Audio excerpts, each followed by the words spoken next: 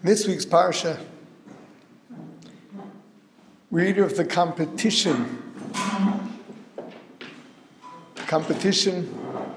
between the wives of Yaakov Avinu.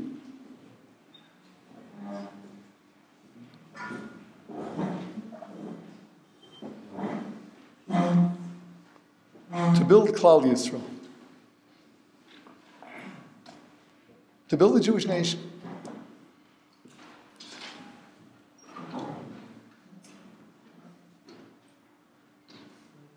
Why are they competing?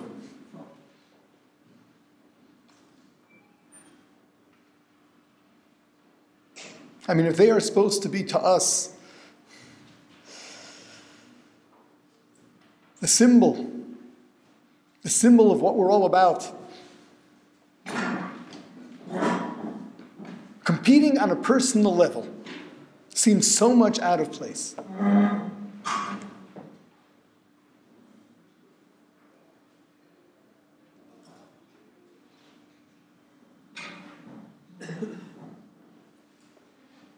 Aren't we to be altruistic? What counts is that there will be 12 tribes.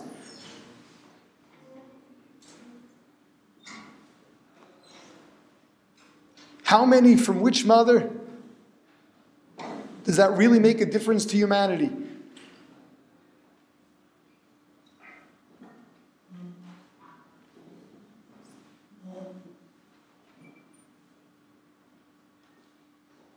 Just to really grasp what's so difficult about this.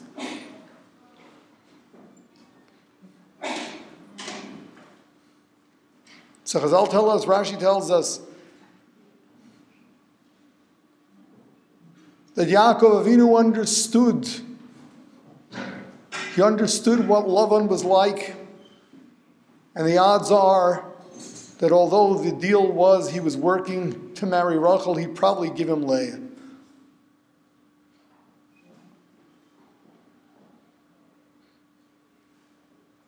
So he gave her simanim, he gave her signs. Right? They had some sign language between them. So he'd know if this is really Rachel.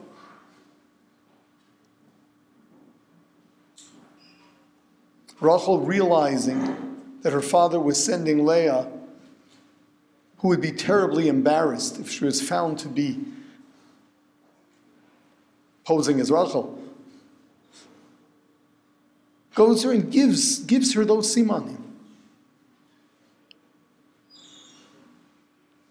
Basically, she's supposed to marry Yaakov, and she is giving him up in order not to embarrass her sister. Now, that's something we look up to. All right, that's what the matriarchs are about. That we can understand. Give up anything not to embarrass your sister. That's great. That's so heartwarming. But then there's competition.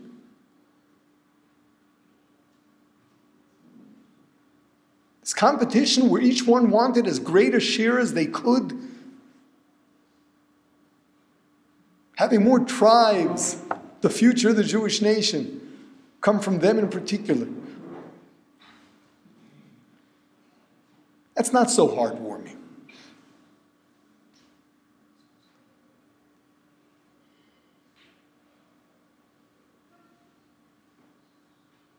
What do we believe?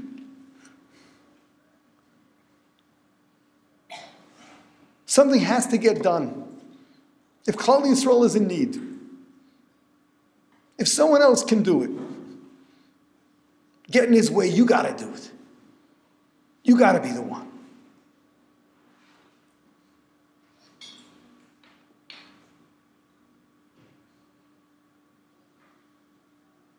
How does it work?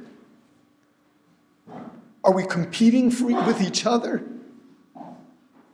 Or all that counts is seeing to it that the needs of the Jewish people are taken care of?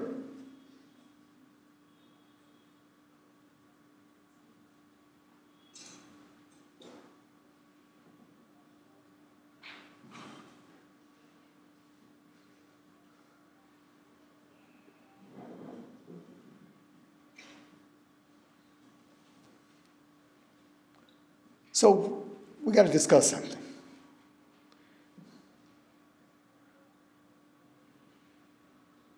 All things being equal, if the same job's going to get done,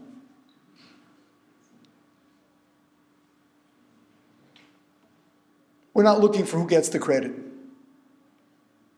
That's not the key.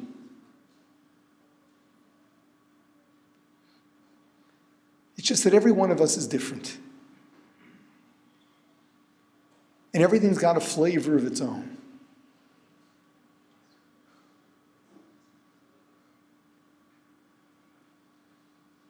At the beginning of Lech Lecha, the beginning of Parshas Lech Lecha,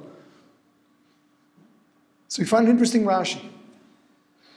When Hashem is telling Avraham Avinu why it is that he should be Lech Lecha me'artzecha meladcha mibeis avicha, he starts promising him all kinds of things. What are those promises? And if you look at Rashi says, all of these things. Says Rashi, they're going to say Elokei Avraham, they're going to say Elokei Yitzchak, they're going to say Elokei Yaakov. V'heyei bracha, the bracha is not going to end with all of them. B'chol Yehu Chosmim. The bracha of Avos at the beginning of Shmoneh Esrei, which begins Elokei Avraham, Elokei Yitzchak, Elokei Yaakov, I promise you, it's not going to end with Elokei Avraham, Yitzchak, Yaakov. It's going to end with Magen Avraham, just your name and nobody else's.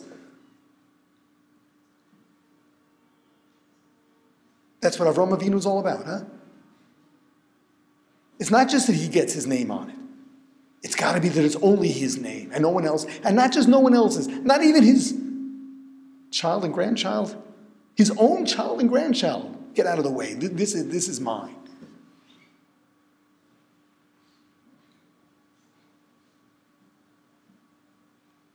You got to know, every one of us is unique. Certainly you talk of Avraham Avinu, what Avraham Avinu brought to the world, the concept of chesed, what he was made of, his whole being. He was in pain because there was no one to give to. Not a matter of pity. There's no one around. There's no one to pity. There's no one to feel bad for. No, I need to give. Yitzchak, his total dedication, ready to give himself up. Yaakov Avinu that we read about in this week's Parshat, emes, integrity, unshakable. He is working for Lavan who swindles him 100 times. And that doesn't take away one drop, one iota from the dedication with Mesiras Nefesh, in the cold and the heat, by day, by night, working for him, accounting for every last little lamb. Each one of them was another facet of that big picture of what Hashem presents himself as.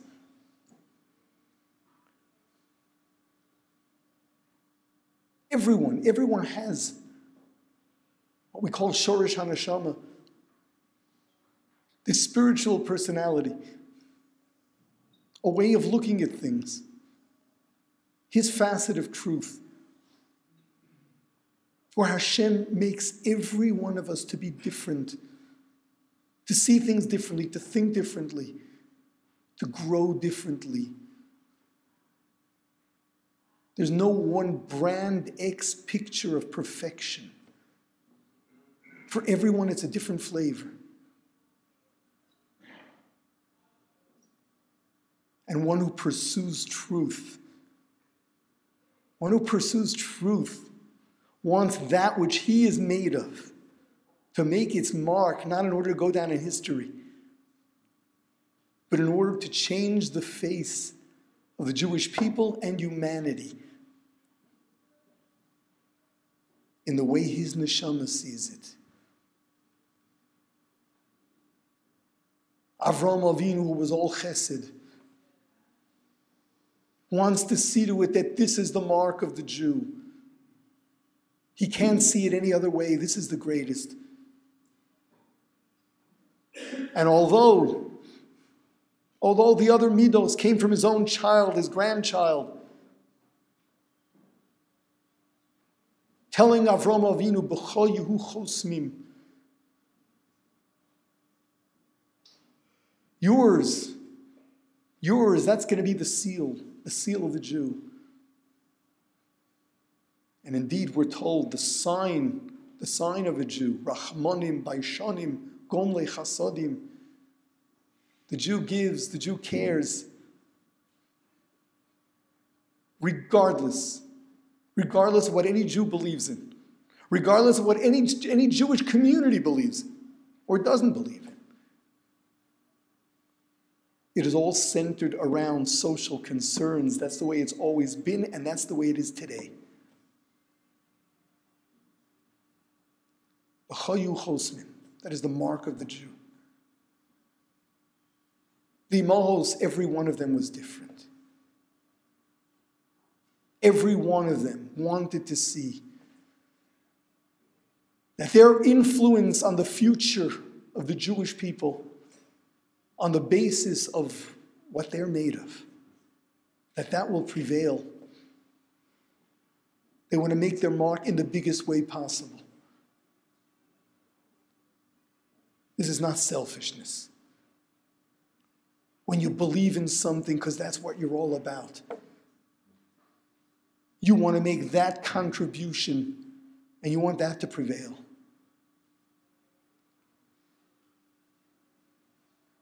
In terms of the Jewish people today, I'm not so sure how relevant this really is at first glance because there's so much to do.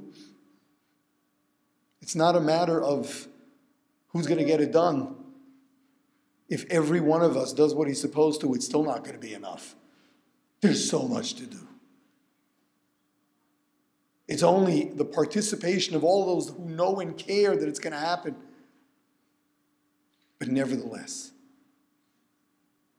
fighting to do the greatest, fighting to see to it that your share, your way, that which is important to you, that piece of Hashem that Kivayochel got blown into you, that makes its mark on the Jewish people. Your flavor. You want to see to it that your contribution is there. And in a big way. Yeshiva study is, of course, studying the truth of Hashem. But there's something more than that everyone's got to realize. It's studying the truth of Hashem through that facet of truth that was put into you. The idea is not to mold everyone into that same brand X. The idea is for everyone to discover their essence, to discover their place in Torah, to discover their personal relationship with Hashem, and ultimately, their contribution to the Jewish people.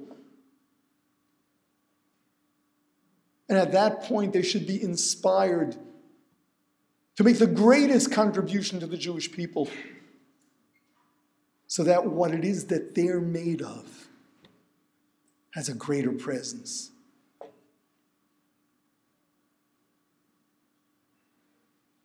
There's a strength to the klal, the group, all of us, the many that cooperate.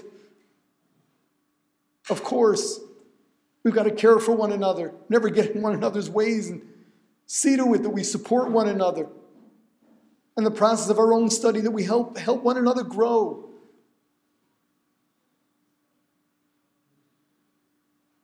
But ultimately, everyone's got to find their personal relationship with Hashem, that piece of truth, that angle of truth that they and only they were given. and see to it that they see that in the way they study, and the way they understand, and the way they make a difference to the Jewish nation. This is not just a competition because everyone wants to win. This is a competition because there's this feeling. What I know, what I believe, is slightly different than everyone else's. And I want to see to it that that comes about. I want to see to it that that's what prevails, or at least has a significant effect on the Jewish nation. It is so important. It is so important that when you become part of a yeshiva, you feel the responsibility for being part of everybody and know that everyone's going to grow as a group, but at the same time, you don't sacrifice your individuality. Individuality in the Jewish nation, individuality as expressed in Torah, is not a matter of being a nonconformist and make a lot of noise and dress differently. Traditionally, in yeshivas, everyone looked the same. And the idea was to make nothing, to make absolutely nothing of that which is superficial.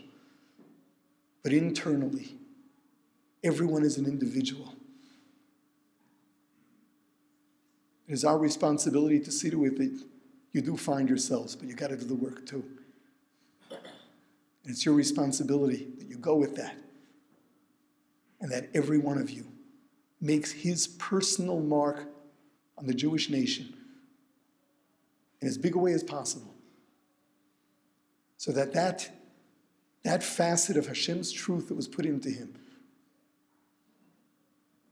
will be part of that great Kiddush Hashem, when one day the Jewish nation will return to what it was supposed to be, its perfection, the nation of Hashem, a light unto the nations. And the world will have reached its perfection with the input of all those who helped make it happen, and with the flavor of all of those who made their mark on Klal Yisrael.